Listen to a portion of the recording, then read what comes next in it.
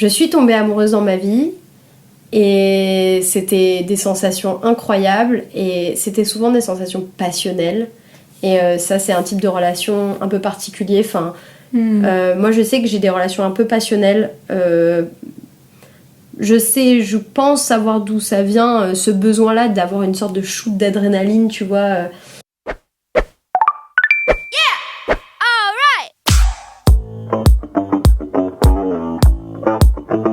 Bonjour et bienvenue dans Swipe Stories, le podcast qui interroge les relations amoureuses au temps des applications et des sites de rencontres. Je m'appelle Héloïse, j'ai bientôt 30 ans, j'habite à Paris et moi aussi je m'interroge sur les relations amoureuses. À chaque épisode, je pars à la rencontre d'une personne qui utilise ou a utilisé les applications ou sites de rencontres pour vous partager son expérience et sa vision de l'amour.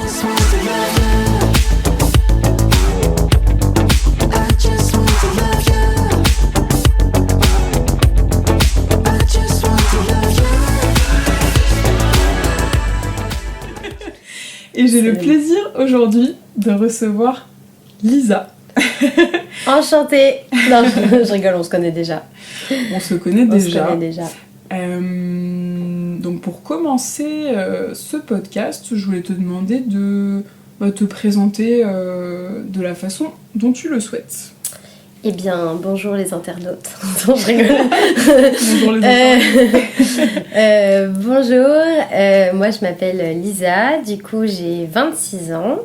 Je suis célibataire et je vis très bien. Voilà, c'est ma présentation. Génial.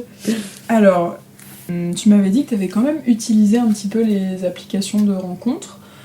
Et ma première question en général, c'est depuis quand tu as commencé à les utiliser? J'ai eu des relations longues plus jeunes. Et en fait, j'ai commencé à utiliser les applis quand j'ai fait mon coming out. Donc, j'avais jamais utilisé Tinder. D'ailleurs, la seule application vraiment... Enfin, j'ai installé Tinder à un moment, mais la seule application que j'ai vraiment explorée, disons, c'est Bumble. Ok. Et c'était avec des filles. Et en fait, avant, parce que je me voyais pas dater, parce que j'ai fait mon coming out, mais du coup, à l'époque, je pensais que c'était vraiment un coming out lesbien plus que lesbien. Et en fait, je me suis rendu compte que c'était un peu plus compliqué que ça, que j'aimais les deux. Que j'aimais, pas autant, mais que j'aimais les garçons quand même, et que j'aimais aussi les filles. Et du coup, je me voyais pas utiliser les applis de rencontre avec des garçons, parce que ça me mettait vraiment en insécurité. J'avais vraiment l'impression d'être un... Je peux te demander pourquoi, du coup, tu sentais ça spécifiquement avec les garçons? Parce que pour le coup, je me sentais pas... J'avais l'impression d'être un peu chassée, tu vois, comme une proie. Ok. Et j'avais pas l'impression d'avoir le contrôle vraiment.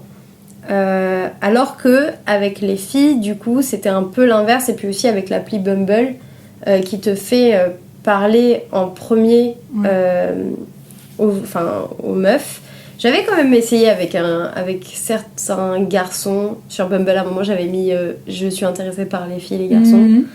Et même le fait que cette appli laisse la parole en premier à la fille, je trouvais ça plus intéressant. Ça cool. Okay. Voilà.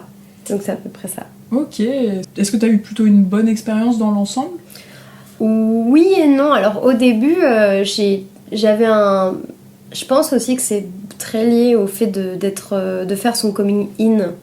Alors du coup, je sais pas, s'il y a des gens qui écoutent qui sont pas du tout issus du milieu queer, en gros, il y a le coming out, du coup, on va dire aux gens qu'on est queer ou qu'on n'est pas hétérosexuel. D'accord. Et il y a aussi le coming in, où en fait, il faut du temps pour l'accepter soi.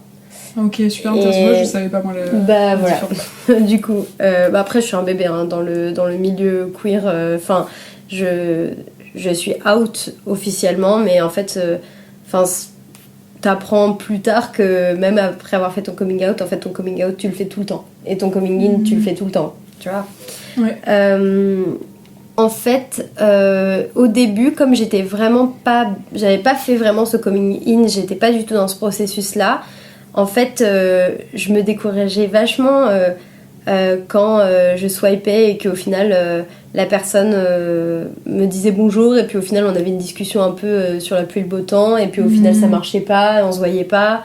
J'étais très frustrée en fait, mais je pense que c'est parce que j'avais peur de rentrer dans les codes en fait justement, surtout avec des filles en fait, parce qu'avec les garçons je sais comment faire, mais quand t'es une fille... Bah là c'était nouveau en plus, donc ça faisait double... ça faisait double voilà. Nouveauté quoi. Double nouveauté, et puis il y a un peu ce truc où j'avais un peu peur de me vendre un peu, et en fait je savais pas quel élément il fallait que je mette en avant pour plaire.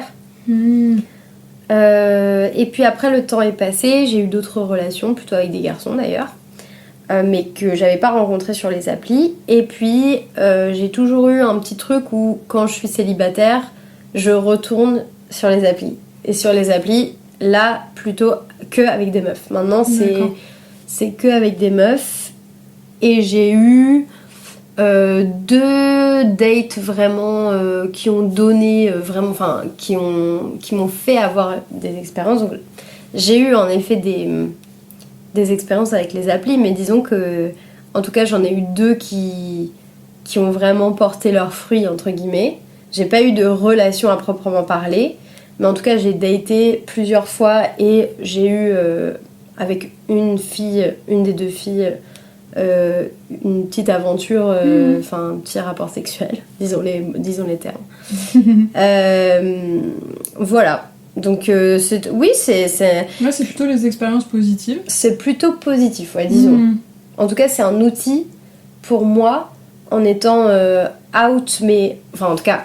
En étant out mais en n'ayant pas encore totalement fini ce coming in pour justement dédramatiser ce côté-là et je sais pas si c'est vraiment dédramatiser, mais disons ça me permet d'avancer dans ce coming in de manière douce en me disant c'est moi qui ai le contrôle sur la situation, c'est moi qui peux installer l'application, c'est moi qui peux la désinstaller, et si jamais j'ai envie de parler à des filles je le fais, et si j'ai pas envie je le fais pas, parce que ça a été long pour accepter ce côté-là de moi-même, qui était juste une immense partie de ma personnalité, mais que j'ai beaucoup réprimé pendant très longtemps. Donc voilà.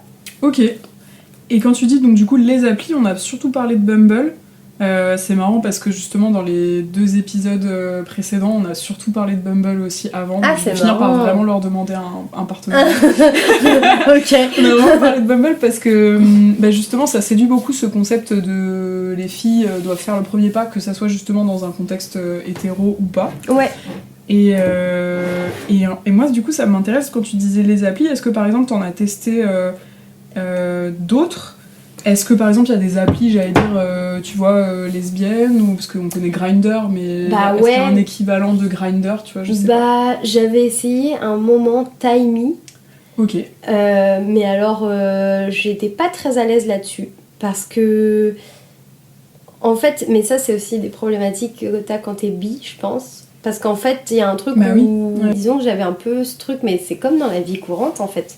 T'as peur d'être invalidée par une communauté en fait, la communauté lesbienne.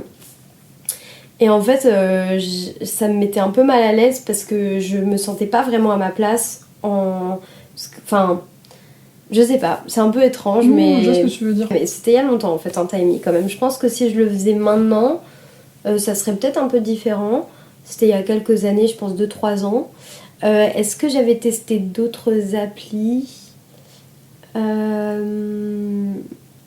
Si, j'ai dû en tester, mais je suis vite partie parce que c'était encore le moment où j'étais pas assez à l'aise avec ça pour vraiment installer des applis. Je me rends compte, même en parlant, que en fait, c'est le milieu queer, en fait, c'est un milieu que j'ai pas assez encore exploré dans ma vie, tu vois. Et que tu voudrais, du coup. Et que je voudrais explorer. Mais après, tu vois, moi, Bumble, ça me convient bien parce que... c'est pas parce que justement je peux me dire que je peux aller voir des mecs à côté si je veux changer le paramètre de l'appli, tu vois. C'est pas vraiment pour ça, c'est juste de me dire qu'en fait c'est un peu plus neutre et que en fait l'appli est quand même bien mieux foutue que d'autres applis, hein, je trouve, hein. C'est ce qui revient tu vois, pour à peu près tout le monde, c'est ça, genre je pense que c'est même pas je sais même pas si c'est lié. Enfin, je pense qu'en fait, tu vois, Timey, etc. en fait c'était moins ergonomique aussi. Ergonomique, on dirait qu'on est dans une entreprise. Mais c'est trop marrant parce que c'est exactement le même mot qu'a utilisé mon premier invité. Ah, c'est trop drôle. Mais tu vois, c'est plus ergonomique, c'est mieux foutu. Mais je trouve ça, pour moi, l'objectif, il est qu'à la fin, on se pose même plus la question, tu vois. Donc en fait, le fait que ça soit neutralisé dans des applications, justement, tu vois, qui sont censées être grand public, le but c'est que ces applications, pour moi, ces grandes applications, elles deviennent, et d'ailleurs je pense qu'elles ont conscience quand même de cette nécessité-là et cette mission-là, j'allais dire, d'être inclusif en fait, tout simplement, tu vois, de faire en sorte que les paramètres permettent à tout le monde de se sentir à l'aise, que du coup chacun puisse filtrer un peu comme il le veut. Oui, c'est vrai que c'est un peu plus inclusif en fait, oui, tout à fait. Et qu'en fait, tu peux très bien filtrer, moi, ça me viendrait même plus à l'idée de mettre le... Enfin, tu vois, bizarrement, ça me viendrait plus à l'idée de cocher la case mec, tu vois. Je ne peux pas. C'est pour moi, ça y est, j'ai fait mon choix dans la vie. Si on doit faire un choix, en fait, je fais pas vraiment un choix, mais en tout cas, je sais que je me sens beaucoup plus à l'aise de dater des meufs sur une appli que des mecs. C'est fou, ça. Enfin, déjà, en fait, je pense aussi que quand t'es une meuf, tu sais que tu te fais draguer, t'es susceptible de te faire draguer dans la rue, mais genre te faire harceler, en fait, c'est pas de la drague, tu vois. Donc, si en fait... je pense que quand t'es une meuf, t'as un peu conscience que t'as pas envie d'être une harceleuse, tu vois. T'as pas envie d'être comme ceux qui te draguent dans la rue, tu vois. Donc, c'est un peu plus safe, en vrai, je trouve. Ok. Voilà. C'est comme ça que tu le ressens. Et comme tu disais, le côté codifié de la drague, du coup, qu'est-ce qui te déplaît dans le côté codifié ? En fait, je pense que quand t'es... Enfin, encore une fois, je dis plein de généralités, mais je sais pas vraiment si c'est très pertinent, mais en tout cas, c'est de mon ressenti. Hein. Je dirais qu'en fait, moi, j'ai appris à draguer des hommes. Je sais très bien comment ça marche. Okay. C'est-à-dire que, je sais que... Franchement, je pense pas que ça soit une généralité. Ah, c'est marrant, c'est marrant. Pas parce mais... Ok, mais en tout cas, moi, je le ressens comme ça. Je sais draguer des hommes parce que... Et t'as l'assurance pour le faire, quoi. Disons que... J'ai pas envie que ça paraisse outrecuidant. Même le mot outrecuidant... le mot outrecuidant est outrecuidant, mais en fait, ça m'a juste fait rire. Avant, je l'ai utilisé dans la semaine, c'est pour ça que j'adore outrecuidant. Voilà, ça veut dire juste... genre, j'ai pas envie de paraître prétentieuse. En fait, c'est pas que je sais bien draguer particulièrement, c'est juste que j'arrive bien, je pense, à repérer les signes qui font que je plais à un garçon. Ouais. Et en fait, je vois quand je plais à un garçon. Donc en fait, je pense aussi, mais ça fait partie aussi de... Enfin, quand t'es quelqu'un qui... Enfin, moi, je sais que ça a été une vraie pression dans ma vie, hein, de pas montrer que j'étais attirée par des filles. Enfin, c'est familial. J'ai mal vécu... j'ai très mal vécu mon coming out parce que ça a été... Enfin mes parents... je viens d'un contexte religieux, donc c'est un peu particulier, mais du coup, j'ai vraiment appris à masquer, en fait... T'avais intériorisé presque le fait de... Et même... Enfin, ça, je rebondis, mais genre, j'avais même intérêt à le faire. C'est vrai que c'est même pas intériorisé, j'avais intérêt à le faire. C'était une protection. Ouais. Donc, parce qu'en fait, on m'a toujours dit qu'il fallait que je sois avec un garçon, que j'ai des enfants. Mais ça, je pense que... moi, du coup, je suis juive et mes parents sont traditionnalistes, mais pour eux, en fait, ils sont pas plus religieux que ça, mais pour d'autres, en fait, ils sont assez pratiquants quand même. Disons que les questions d'homosexualité, enfin voilà, en fait, ils sont tolérants, mais pour les autres. Et quand ça arrive à toi, c'est genre, ah bah mince, en fait, on aurait peut-être pas dû avoir ce discours tolérant, tu vois. C'est souvent comme ça. Hein. Oui, voilà. On est souvent tolérant pour les autres, plus pour les autres que pour soi-même. Exact. Et du coup, en fait, j'ai vite appris quels étaient les codes pour un peu me mêler, au monde hétéro, auquel je ne me suis jamais vraiment identifiée, hein, faut le savoir. Vraiment, mais du coup, d'ailleurs, je pense que plus jeune, j'aurais vraiment voulu avoir ce genre d'appli, tu vois. Des applis pour un peu explorer. Je pense que ça devait exister. Oui, alors tu vois, j'étais assez surprise, mais en fait, Pierre me disait que lui, il l'utilisait dès le lycée. Ah ouais? Je dis moi c'est marrant parce que je pense que j'ai vraiment su que ça existait, je dirais en école de commerce, parce qu'il y avait des gens, je dirais même d'ailleurs quand on avait plutôt terminé notre école, Ouais. qui avaient terminé et qui l'utilisaient, bah oui parce qu'ils étaient célibataires et que du coup ils utilisaient Tinder ou d'autres sites comme ça. Bon moi à l'époque en plus j'étais en couple donc j'avoue que c'était pas du tout le moment où j'ai utilisé quoi que ce soit. Mais lui il me disait il l'utilisait et que par exemple c'était une façon pour lui, comme il était un peu timide, enfin je pense reprendre un peu ses mots, mais même effectivement il osait pas trop aborder, bah du coup c'était un peu justement une façon de contourner ça pour pouvoir aborder plus facilement des filles. Mais apparemment ça existait, il y avait déjà Adopte un mec, il y avait... alors Adopte un mec, bon du coup... non. Adopte un mec, ouais c'est... Surtout rien que le principe, tu vois, Adopte un mec, c'est marrant parce qu'on en avait jamais parlé, mais quand il pense, c'est un peu du sexisme inversé quand même. Ah, c'est très objectifiant. Mais après, je pense que c'est... En fait, je suis pas sûre que ça soit inversé. Je pense que, en plus, genre, quand on voyait les pubs, c'était toujours des mecs hyper... baraque, quel que soit genre le type de mec, parce qu'en fait pas fait gaffe que franchement moi quand on regardait les pubs, moi j'avais le souvenir que c'était des mecs hyper genre soit t'avais le stéréotype bûcheron, le stéréotype le mec un peu bad boy, le mec un peu... tous des mannequins quoi, c'était tous un peu des mannequins, genre c'était jamais des mecs avec un peu de bide, genre tu sais un peu genre féministe peut-être, je sais pas, genre c'était pas du tout ce mood là en fait, enfin...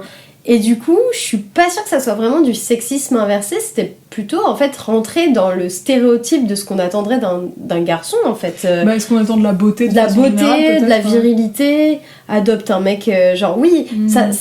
Je dis ça avec le... Parce que tu sais, c'était le logo à l'époque, je crois qu'ils ont un peu changé maintenant, mais c'était un mec dans un caddie. Ouais. Tu sais, genre c'est vrai que franchement on aurait fait ça avec une fille, et tout le monde leur serait tombé dessus, mais vous vous rendez pas compte, déjà que... Tu vois ce que je veux dire? C'est plutôt dans ce sens-là. Après, t'as des gens qui vont te dire, bah oui, mais du coup, est-ce que c'était pas un peu pour réinverser justement la tendance? Mais c'est vrai que moi, enfin, je sais pas, tu vois, pour autant, pour vouloir l'égalité, je sais pas si c'est ce modèle-là, tu vois. J'aimerais bien qu'il y ait du respect des deux côtés, quoi. Bien sûr. Mais en fait, faut se demander, est-ce que Adopte un mec a été fait par un mec ou pas? C'est ça la question. Parce que si c'est genre un mec qui anticipe les désirs et les besoins d'une femme et qui te dit tiens tu vas adopter un bûcheron barbu des montagnes de l'Alaska, je sais pas trop. Hein. Je sais pas. Hein. C'est peut-être une femme d'ailleurs. Ça se trouve peut-être c'est une femme. Peut-être c'est une femme. Je ne sais pas. Mais dans tous les cas, oui, on est d'accord que si on veut vraiment l'égalité, il faudrait un modèle juste avec des gens normaux qui juste ressemblent à des gens normaux. Enfin, dans les pubs, c'est clair. Et puis aussi, en effet, genre pas objectifier qui que ce soit. Oui, c'est ça. C'est pour ça que je parlais de respect, parce que pour moi, dans les deux cas, en fait, pour moi, c'est pas, comment dire, aller dans le bon sens que de se mettre au plus bas niveau, tu vois, du sexisme. C'est pour ça que oui, tu parles de sexisme inversé, mais ça reste du sexisme tout court. Enfin, genre, c'est dur à dire sexisme. Ouais, sexisme. En tout cas, j'aurais bien aimé qu'il y ait plus de visibilité peut-être des applis queer, parce qu'en fait de toutes les manières en vrai c'est assez récent quand même qu'il y ait des modèles même dans les séries tu vois de personnes lesbiennes, bi, pan, j'en sais rien, qui soient pas genre juste hétérosexuels. Et donc t'as l'air de dire quand même que du coup t'arrivais même par exemple ne serait-ce que juste en termes d'utilisation, il y avait quand même, t'arrivais à avoir suffisamment de matchs, j'allais dire, autant que ce que t'aurais pu avoir avec des gars, ou est-ce que t'as ressenti que peut-être il y avait moins je pense que les meufs... Alors, je pense déjà que ça... Enfin, les meufs qui matchent... Enfin, je sais pas comment dire, je saurais pas comparer le nombre de likes que j'avais eu une fois quand la première fois que je suis allée sur les applis, j'avais installé Tinder en effet.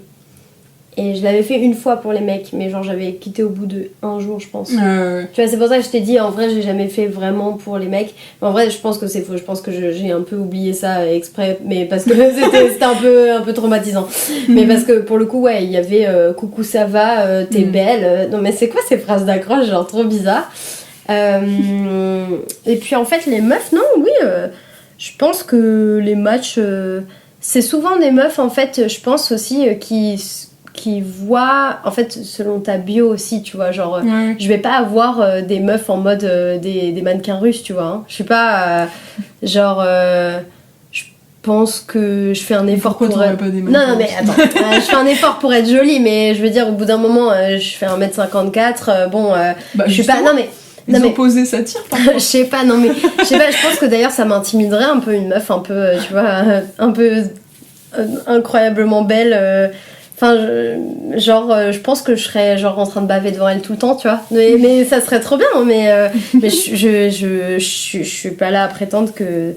En tout cas, la beauté extérieure m'intéresse, mais ce qui m'intéresse le plus, c'est surtout d'avoir des discussions avec les meufs. Et moi, ce qui va plus me plaire, c'est pas... déjà, c'est l'humour, parce que, genre, ça, c'est mine de rien, si tu peux pas te marrer avec la personne avec qui t'es, c'est très chiant, la relation. Totalement Et puis, d'accord. au-delà de ça... je pense qu'en fait, je suis capable d'envoyer des énormes pavés de discussion et que moi, ce qui me plaît, c'est que la personne le fasse aussi. Et moi, je sais que j'ai un énorme... Il y a beaucoup de gens qui voudraient me secouer très fort parce que j'envoie beaucoup de vocaux. Et que, genre, vraiment... genre, ça, je sais, tu vois, je le fais assez rapidement pour que je vois si la personne, en fait, va juste me tolérer ou pas. Enfin, parce que je sais que je suis insupportable. Et que, bah, par exemple, mes potes m'appellent Difool. Tu vois qui c'est Difool ou pas?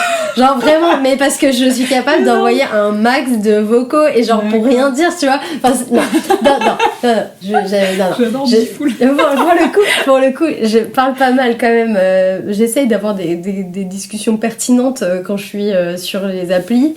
Mais la réalité, c'est que si on se date vraiment et qu'on est ensemble, 6 mois plus tard, je vais envoyer des... Alors, ouais, j'étais... alors, attends, je devais faire quoi déjà attends, je te refais un autre vocal parce que, tu vois, genre, je suis capable d'envoyer des vocaux vides, en fait, mais ça me fait mourir de rire, moi, tu vois. Donc, voilà, c'est à peu près ça. C'est bien. Finalement, s'il y a des critères que tu recherches en premier chez une personne, Ouais. l'humour, ça va en faire partie. Ah ouais. Ouais. Est-ce qu'il y a d'autres, critères un peu moraux, intellectuels, qui sont un peu des non négociables? Alors, non négociable, être de gauche, en fait, tout simplement. Ah ouais, tu vois, En fait, ça me plaît. Alors, tu vois, c'est super genre, intéressant ça. littéralement, Ouais. j'avais matché avec une meuf trop mimes, qui avait l'air bien rigolote et tout. Enfin, voilà. Et puis, c'est pas, on commence à se parler, la meuf est un peu... elle parlait que d'elle, et genre, elle avait vraiment un truc, ouais, je fais un business, et moi j'ai des projets, genre je vais investir et tout. J'étais, oui, c'est très bien, mais genre elle ne parlait que de ça, tu vois. J'étais en mode, attends, je suis pas en élection présidentielle, frérot, juste, enfin, Okay. genre je me suis dit, ok, c'est bizarre, pourquoi elle me parle d'investissement alors qu'on est censé matcher, et et puis au-delà de ça, genre je chantais vraiment un truc en mode, un discours beaucoup tourné vers l'argent, et ça me dérange un peu. Okay. Et en fait, à un moment, je re-regarde son profil et je vois qu'il y avait marqué de droite. Vraiment, elle avait vraiment marqué affiché genre de droite. Et j'étais en mode, pourquoi j'ai pas vu ça? Genre vraiment, je l'ai vu après.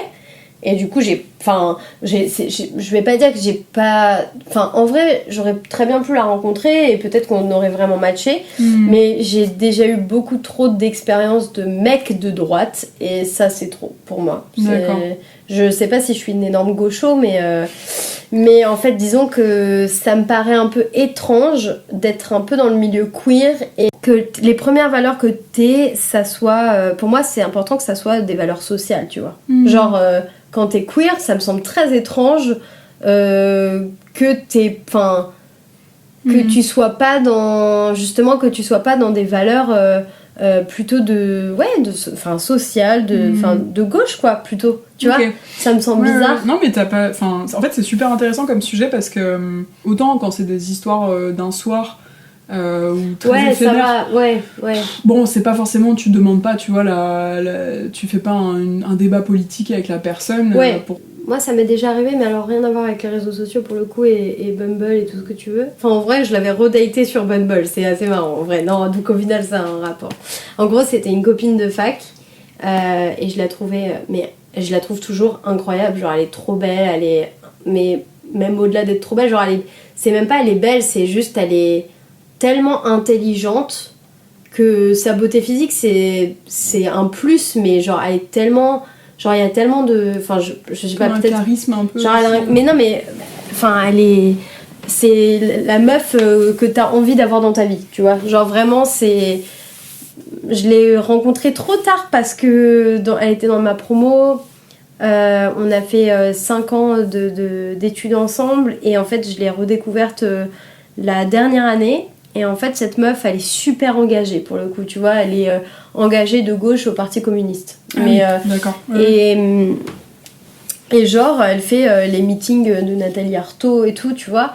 Mais en fait, ça correspond à son histoire personnelle et en fait, il s'avère que j'avais beaucoup crushé sur elle. Et elle aussi, elle avait un peu crushé sur moi, mais la plupart de nos discussions, c'était le Parti communiste. Ah ouais. Et je sentais qu'il y avait un truc très... en fait, je comprends totalement son propos, je comprends totalement ses valeurs, etc. Mais du coup, il n'y avait pas de place pour l'individualité. C'était vraiment l'aspect du collectif, en fait. Oui, du coup, elle était quelque part, elle est cohérente. Elle est cohérente, mais moi, j'ai beaucoup de respect pour elle. Franchement, j'ai beaucoup de respect pour elle. Juste, je pense que moi, j'étais pas prête je pouvais pas, en fait, je savais qu'on allait avoir en tout cas qu'il y aurait justement, comme tu dis, un écart énorme parce que en fait elle ça, c'est sa vie et elle l'a dit, elle m'a expliqué, elle a dit moi dans mes relations je le dis mais la cause elle est plus importante que mes relations en fait, et ça c'est difficile. Aussi il faut savoir que quand j'étais plus jeune j'étais vraiment une personne différente dans le sens où je venais d'une famille religieuse, mes parents ils sont pas de droite, hein. Mes parents ils sont de gauche, ils sont profs, oui. Tu vois, donc je suis pas non plus issue d'un milieu hyper conservateur, etc. Mais la religion faisait que, en fait, c'est pour ça que je trouve ça un peu hypocrite. Enfin, je trouve mes parents un peu hypocrites parce que d'un côté, quand ils parlent de leurs valeurs politiques, ils sont plutôt de gauche. Et puis en fait, quand ils ont des propos, franchement, il y a des propos homophobes au possible qui pouvaient sortir au repas de famille. J'avais l'impression d'être dans une manif, dans le c'est quoi, c'était la manif pour tous. La manif pour tous, vraiment genre peut-être pas à ce point, mais quand même, si. Non, mais il y a forcément des conflits de valeurs là entre les deux de toute façon. C'est ça. Et la religion fait que ça amène un certain conservatisme. Je me demandais, est-ce que t'avais des red flags quand tu utilisais les applis? C'est-à-dire des red flags genre des points rédhibitoires où par exemple quand tu vois le profil, je sais pas, une photo ou une description, donc en fait on a déjà parlé de l'aspect politique du coup. Pour moi les trucs un peu trop du style genre il faut mener une vie healthy, faire du sport tout le temps, ça aussi ça me fait très peur. Avoir des photos parfaites, ça me fait très peur. Je sais pas pourquoi, mais je me dis mais en fait ça cache un truc, genre pourquoi t'es obligé de te montrer bien sûr tu vas te montrer sous ton meilleur jour entre guillemets, mais en fait moi je porte beaucoup d'importance aussi aux photos drôles par exemple.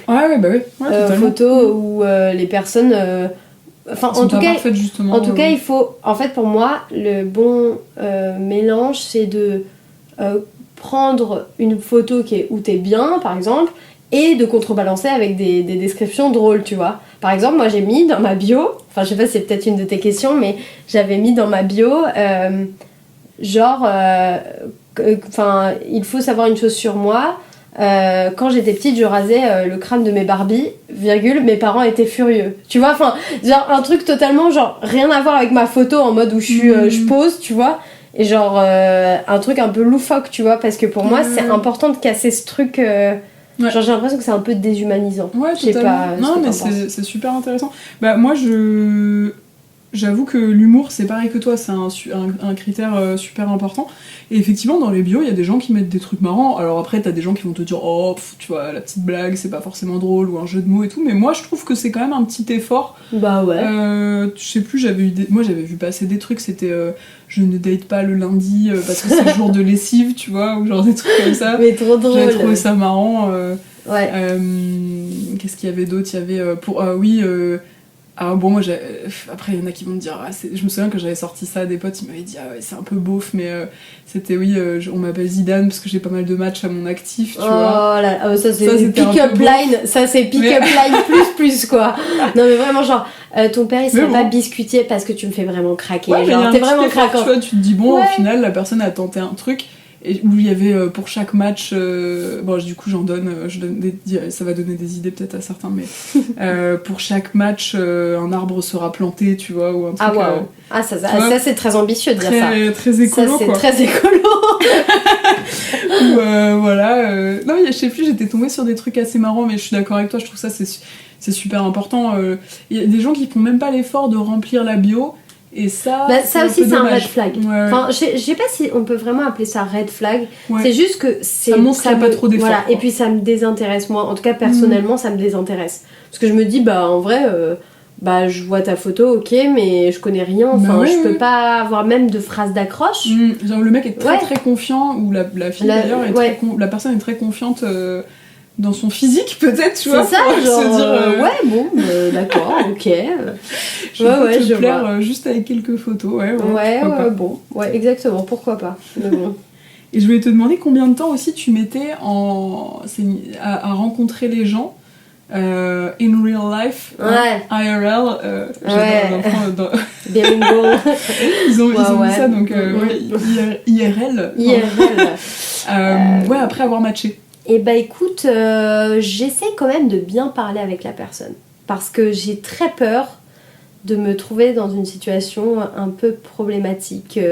C'est-à-dire, genre, on arrive à la table du date et puis en plus, et puis après, on se regarde dans le blanc des yeux, genre... Ah. Et en fait, c'est important pour moi quand même d'avoir un peu des éléments pour rebondir en vrai. Tu vois ? J'avoue que je pense qu'au bout d'un moment, c'est-à-dire, je peux parler avec toi pendant genre peut-être 2-3 jours, une semaine, tout dépend de la fréquence à laquelle on se parle, tu vois. Genre si on se parle tous les 2 jours, déjà c'est un peu un mauvais signe en vrai quand tu parles tous les 2 jours, enfin tous les 2 jours non ça va encore, toi, mais genre quand tu sais que genre en tout cas que tes discussions c'est salut ça va, puis 2 jours après oui ça va et toi, d'accord. Mais par contre si t'as parlé genre pendant un jour complet ou je sais pas un jour complet ou peut-être quelques heures et que t'as vraiment étoffé et que la personne répond 2 jours après, c'est pas grave, mais si elle te répond avec beaucoup de matière, tu vois, tout dépend de comment ça s'équilibre. Je suis d'accord, mais ça peut être quelqu'un qui a eu beaucoup de boulot et qui te répond. C'est ça, après... mais en général je fais quand même assez gaffe à, justement j'aime pas trop voir les gens trop vite. Ça me fait assez peur, Yes. Ouais, il y a plusieurs écoles et c'est vrai que... Il y a plusieurs écoles. Moi j'ai fait un peu les deux. Au tout début, par exemple, je me disais vas-y on va rencontrer puis on verra bien, puis après je suis d'accord avec toi. One life. Voilà, Carpe diem. YOLO. C'est que ça me fume vraiment, genre vraiment on ne vit qu'une fois avec le petit tatouage avec le cœur et la flèche qui rentre dedans, je peux plus. J'ai pas été jusque là, mais c'est vrai que je trouve que, enfin je sais pas, j'aimais bien ce côté un peu spontané justement, puis pour éviter peut-être un peu d'idéaliser trop la personne aussi si tu écris et qu'après tu vois qu'en fait ça correspond pas à ce à quoi tu t'attendais. Après oui, il y a vraiment pas... Je pense que en tout cas c'est bien aussi de discuter, et au-delà de ça c'est vrai que de s'assurer que... Après, il y a des raisons de sécurité, j'allais dire, c'est dommage de devoir se dire ça, tu vois, mais effectivement, si, même, de pas se mettre en danger, toujours dans un lieu public, voilà, que ça soit quand même relativement... C'est ça, genre moi, franchement, tu vois, pour le coup, red flag, c'est quelqu'un qui te dit, viens, on va chez moi direct. Là... Ça, par contre, ça, c'est non, enfin, je suis désolée, on se connaît pas, ça se trouve, t'as des couteaux dans ton sac, j'en sais rien. Non, c'est clair. Mais tu vois, pour le coup, mais encore une fois, pour moi, en vrai, les travers d'une personne, ça se voit quand même un peu après. C'est-à-dire que, genre, moi, j'ai eu plusieurs expériences sur les applis où, justement, je me suis rendu compte plus tard que les personnes n'étaient pas vraiment comme ils se montraient sur les applis, tu vois. Et toi, du coup, par exemple, comment toi, tu te protégerais ? Du coup, donc, on est un peu répondu. Je pense qu'il y a l'aspect se mettre enfin tu vois, déjà rencontrer dans un lieu public en fait, où t'as des gens, sans doute prendre le temps de discuter aussi avant. comment moi je me suis protégée, oui, moi c'est vrai que je te dis, le fait de rencontrer quelqu'un rapidement, en général, ça s'est quand même toujours bien passé parce que c'était dans des lieux publics, mais je suis d'accord, ça pour moi c'est la base en fait, déjà rien que ça. Et après en effet, le problème c'est que parfois t'as beau avoir vu quelqu'un plusieurs fois, malheureusement on n'est jamais totalement à l'abri, donc faut totalement. Aussi, si on a un doute, écouter son intuition. Ouais, totalement. Et sans doute après, au bout d'un moment, une fois qu'on connaît quand même la personne, je me dis, en fait, il faut peut-être que les choses soient égalitaires aussi, tu vois, que par exemple si la personne est venue 4 fois chez toi et que t'as jamais été chez elle, bon, ouais, chelou, ouais, c'est pas terrible qu'elle sache où tu habites et tout ça, alors que faut que ça soit équilibré, quoi, dans les deux sens. Totalement.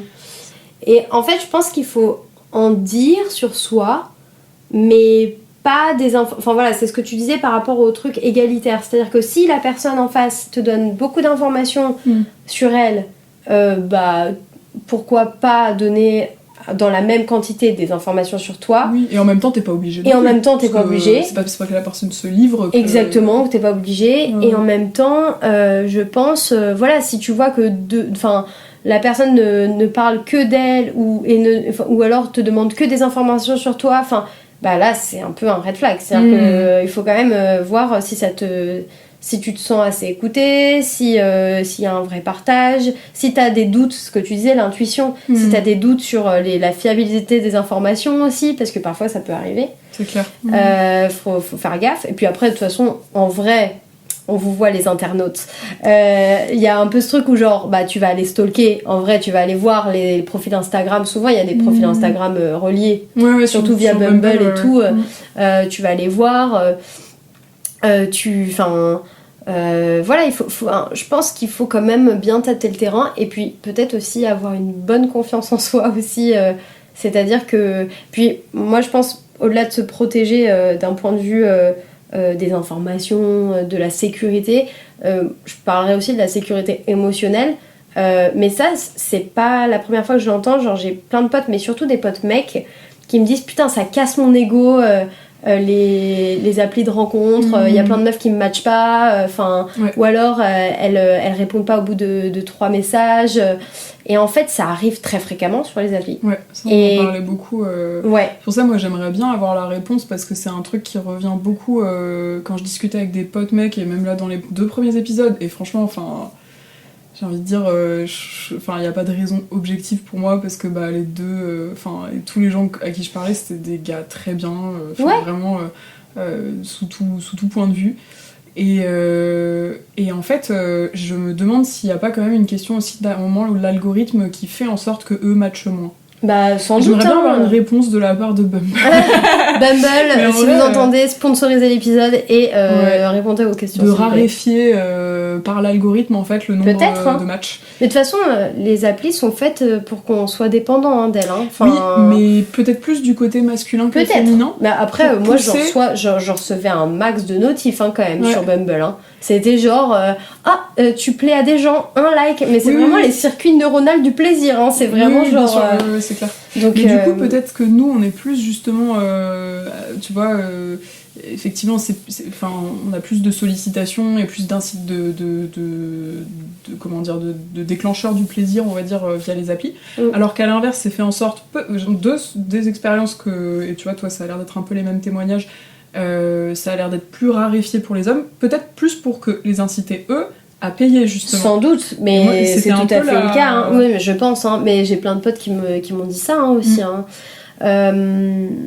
Et ça, si c'est le cas, c'est pas égalitaire. C'est pas égalitaire. Ah bah non, mais de toute façon, mais ça reste c'est comme les entrées en boîte.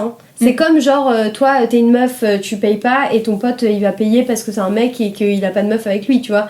Mais genre, ça rentre dans le même système sexiste parce que, au final, toi, t'es une meuf, mais tu vas servir à quoi dans la boîte ? Pourquoi tu payes pas ? Parce que t'es un produit d'appel, exactement. Et le mec, il est là, il consomme, il va... Enfin, tu vois, donc ça reste un peu dans les mêmes schémas. Mais moi, je parlerais surtout de la sécurité émotionnelle, c'est-à-dire que, c'est pas parce que, au final, un date se fait pas ou que, justement, la personne répond plus... parfois, il y a des gens qui ont juste des choses à faire dans leur vie et qui peuvent plus répondre sur les applis.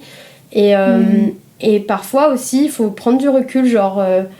la personne, tu la connais pas en face. Donc, c'est pas... vous avez pas... C'est une para-relation. Ouais. C'est genre comme... Il y a un super youtubeur que j'adore qui s'appelle Cyrus North, qui parle, qui dit que, genre, les internautes, c'est pas des amis, c'est pas des potes, c'est des para-potes. Bah voilà, là, c'est des para-relations. Vous êtes pas encore vus.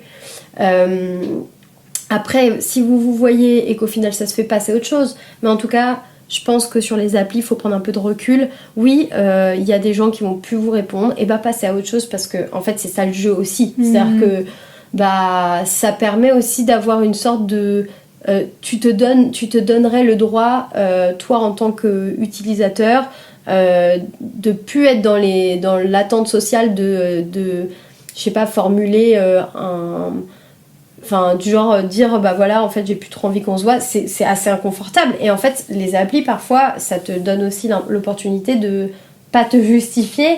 C'est un peu terrible, c'est un peu lâche, hein. Mais d'un côté, si on arrête un peu de parler d'ego, Alors là, il y a deux choses différentes, parce qu'il y a effectivement ne plus parler si t'as... Déjà, quand t'as même pas commencé à parler, tu vois, on peut pas parler de ghosting, enfin, typiquement...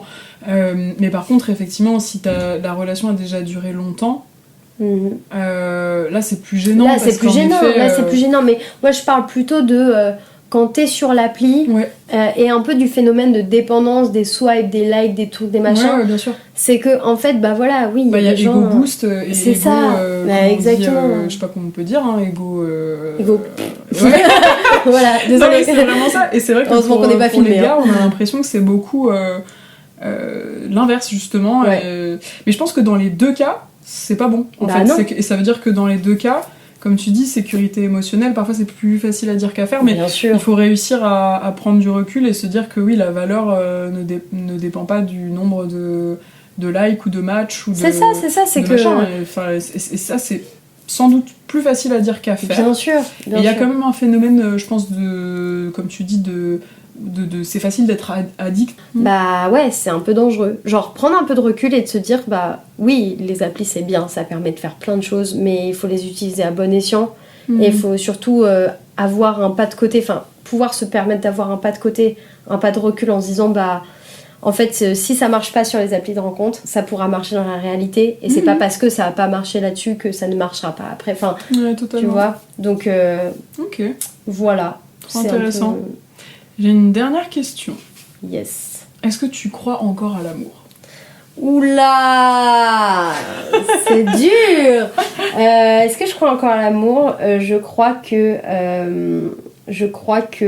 Alors, qu'est-ce qu'on appelle amour ? C'est les relations amoureuses ? C'est aussi une autre question. Comment tu définirais l'amour, toi, de façon générale, plutôt déjà, je pense que y a...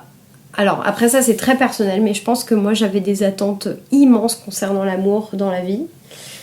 Et qu'en fait, plus ça va, plus je me dis qu'en fait, l'amour, on a plein de formes d'amour différentes.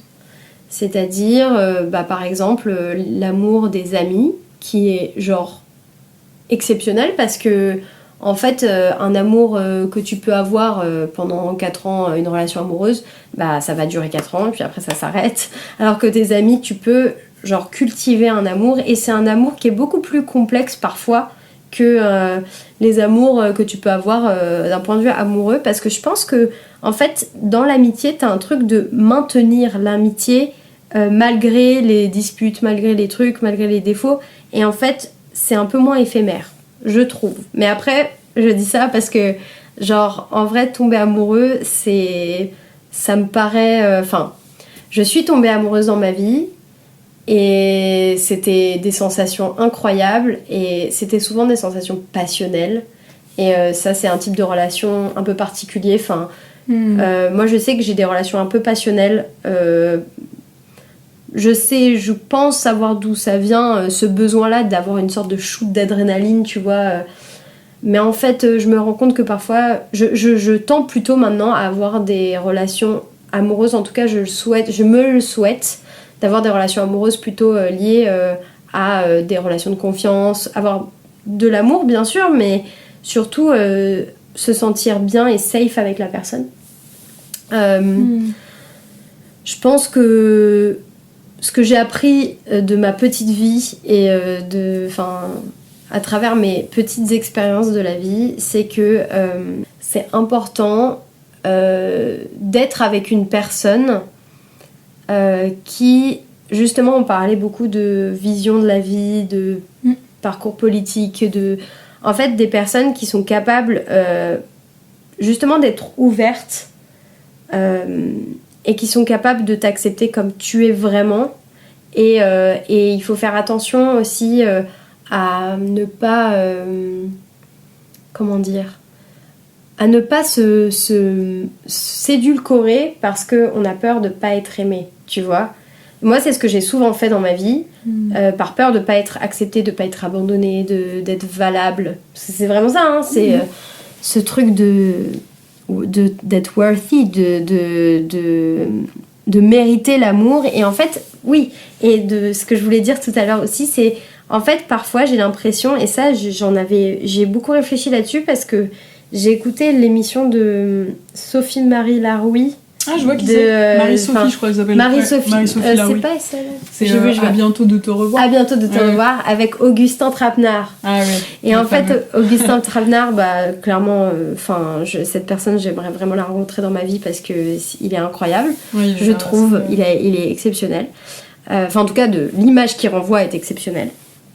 Mais en fait, il posait la question à Marie-Sophie, je sais pas, Marie-Sophie Laroui, il lui demandait mais est-ce que c'est pas plus fort d'aimer que d'être aimé?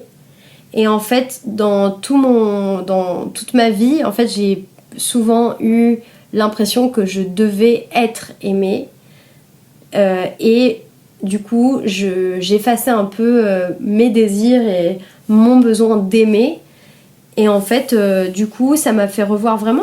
quand j'ai entendu ça, je me suis vraiment dit, mais en fait, putain, en fait, il y en a marre, en fait, d'essayer d'être l'idéal qu'on attend de soi-même. En fait, tu vois, moi, je vois que c'est vachement lié aussi au fait d'avoir totalement effacé mon désir pour les femmes pendant très longtemps. Je voulais être aimée d'une population de personnes, c'est-à-dire les hommes, qui... que toi, au final, tu n'aimais pas forcément... En tout cas, je me forçais à aimer et à voir d'une certaine manière. En plus, je me suis rendu compte avec les années que, en soi, y a plein de mecs qui sont pas du tout les stéréotypes de virilité et qu'on peut très bien avoir des relations avec des mecs. On n'est pas obligé de rentrer dans des relations... avec des codes, et on parlait beaucoup de codes, tu vois, de rôle, d'être la fille, le stéréotype de la fille douce qui remplit les besoins et les désirs d'un garçon. Moi, c'est souvent ce que j'ai fait dans ma vie. Et en fait, je pense que ma nouvelle aventure de vie, ça va être accepter mes désirs et accepter que l'amour que je peux ressentir, il est pas forcément celui que j'attendrais de moi-même, tu vois. C'est un peu méta. Wow. C'est un peu méta. Je suis pas sûre d'avoir bien compris. Ok, je recommence. C'est méta. On est dans... Franchement, j'ai l'impression d'avoir fumé un max de weed. Mais c'est pas vrai, j'ai jamais trop fumé de weed en plus, c'est pas vrai. Mais je disais, mais en fait, on a eu beaucoup d'attentes vis-à-vis de moi. Dans ma vie, dans ma famille, il fallait, du coup, ce que j'en ai parlé, d'être avec un garçon, d'être la bonne fille juive qui a un devoir en fait de transmission aussi. Ça, c'est un très gros, bien sûr. Gros package. Hein, quand t'es une meuf, déjà t'as un très gros package qu'on attend de toi. Enfin, genre vraiment littéralement, tu traînes déjà avec des casseroles avant d'être née. Enfin, genre voilà. Mais après, d'être une fille juive religieuse. En fait, c'est vrai, t'as raison, on se rend pas compte de l'aspect transmission, et je pense que c'est spécialement important. C'est super. Et puis en plus, plus quand t'es une meuf, rien que le fait de dire que tu veux pas d'enfant, ça pose problème. Donc quand t'es une meuf juive, que tu veux pas d'enfant, mais dans ma famille, c'est impensable. C'est impensable. D'ailleurs, je sais même pas moi si j'ai envie d'avoir vraiment des enfants. Tu vois, c'est une vraie question, mais j'ai tellement fini par croire que l'idéal qu'on attendait de moi, c'était le mien. Ça a fini par m'appartenir en fait.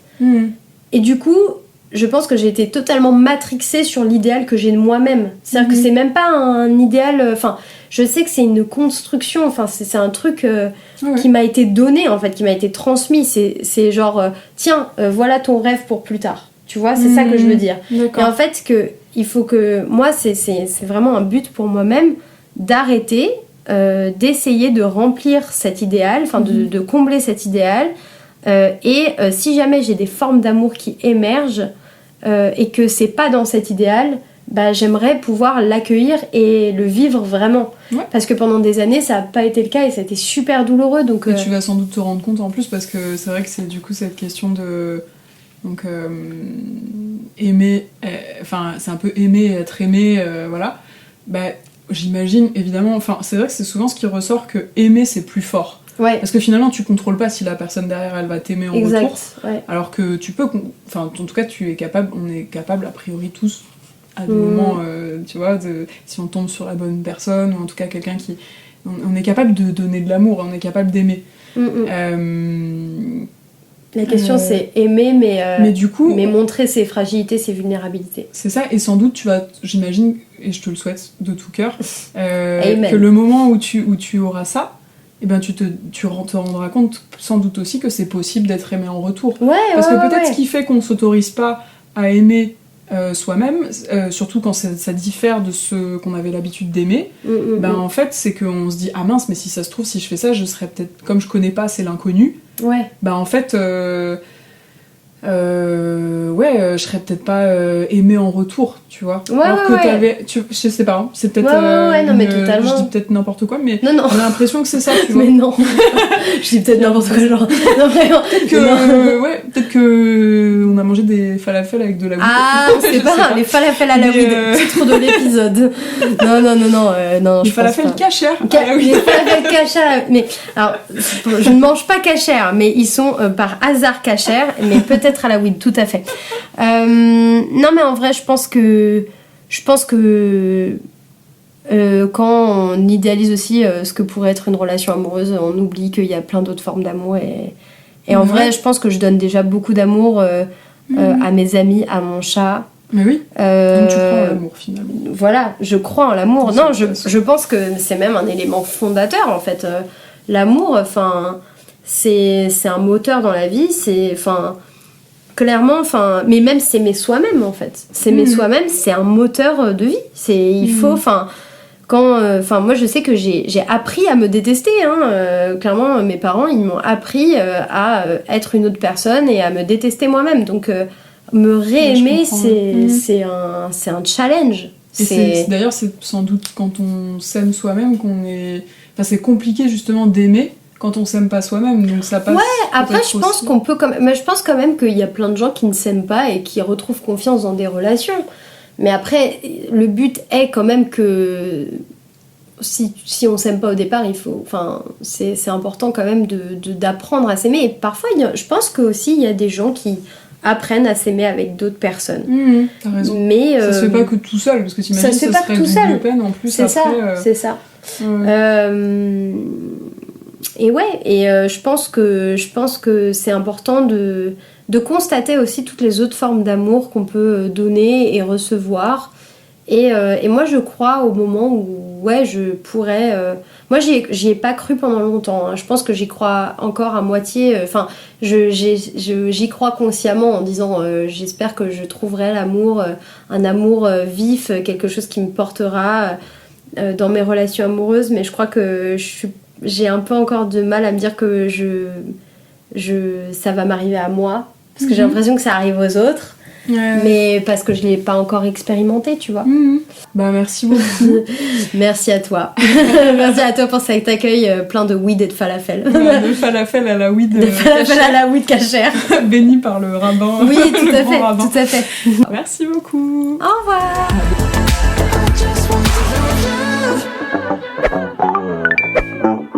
Et voilà, Swipe Stories, c'est fini pour aujourd'hui. Si cet épisode vous a plu, n'hésitez pas à le noter, laisser un petit commentaire ou le partager autour de vous.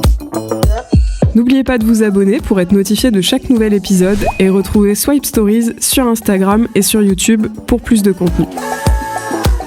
Si vous connaissez une personne qui souhaite témoigner de son expérience ou si vous souhaitez vous-même participer au podcast, écrivez-moi à l'adresse swipe.stories.podcast@gmail.com. Merci pour votre écoute et à bientôt!